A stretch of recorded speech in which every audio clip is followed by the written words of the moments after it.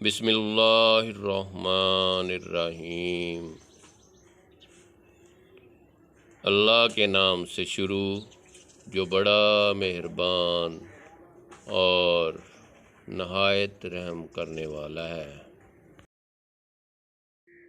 بے شک انسان ہی انسان کی دوا ہے، اور کوئی دکھ دیتا ہے تو کوئی سکون بن جاتا ہے، تو کوئی محبت دے کر حساب برابر کر دیتا ہے، کوئی رلاتا ہے تو کوئی مسکرانے کی وجہ بن جاتا ہے۔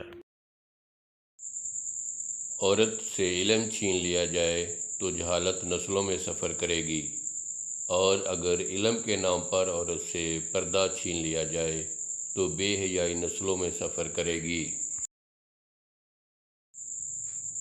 1.5 ارب ہو کر بھی ابابیلوں کے منتظر مسلمان کہ وہ آئیں اور 80 لاکھ اسرائیلیوں سے ہماری جان چھڑائیں۔ باخدا اگر آج ابابیل آئیں تو وہ اپنے کینکر یہودیوں کو نہیں مسلمانوں کو ماریں۔ لوگ مذہب کے لیے لڑیں گے اور اس کی خاطر مر جائیں گے، لیکن اس کے مطابق زندگی بسر نہیں کریں گے۔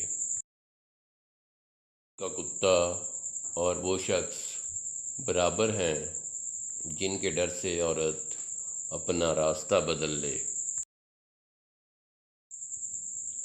میں نے مہنگے لباس میں گھٹیا لوگ اور سستے لباس میں اچھے لوگ دیکھے ہیں۔ بے سکونی بڑھ جائے تو عبادت کا وقت بڑھا دو اور اللہ سے بات کرو، اور اپنے دکھ کا مداوع اسی سے مانگو، وہی رحیم اور کریم ہے۔ یہ شہر طلسمات ہے کچھ کہہ نہیں سکتے، یہ شہر طلسمات ہے کچھ کہہ نہیں سکتے، پہلو میں کھڑا شخص فرشتہ ہے کہ ابلیس۔ اگر کسی ماڑے بندے کے ساتھ زیادتی ہو جائے تو اسے جسٹس سسٹم پر اتنا اعتماد ہوتا ہے، کہتا ہے I will see you in the court۔ یہاں غریب کہتا ہے تمہیں قیامت والے دن پوچھوں گا۔ اگر آپ مجھ سے نفرت کریں گے تو میں آپ سے محبت کروں گا۔ یہ کسی نیوٹن کا قول نہیں بلکہ حضور اکرم صلی اللہ علیہ وسلم کا کردار ہے۔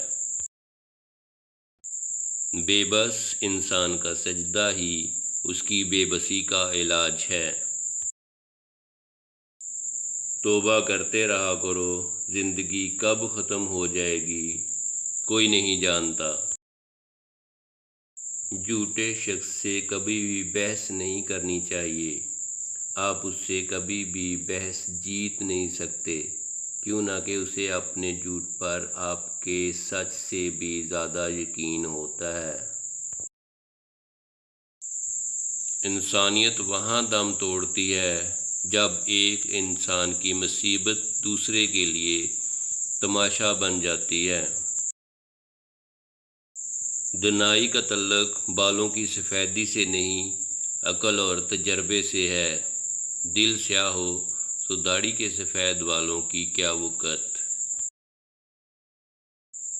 اپنی خوشی کی چابی کسی دوسرے کے ہاتھ میں مت تھمائیں، ورنہ یہ جو مسکراہٹ باقی ہے اس سے بھی ہاتھ دھو بیٹھو گے۔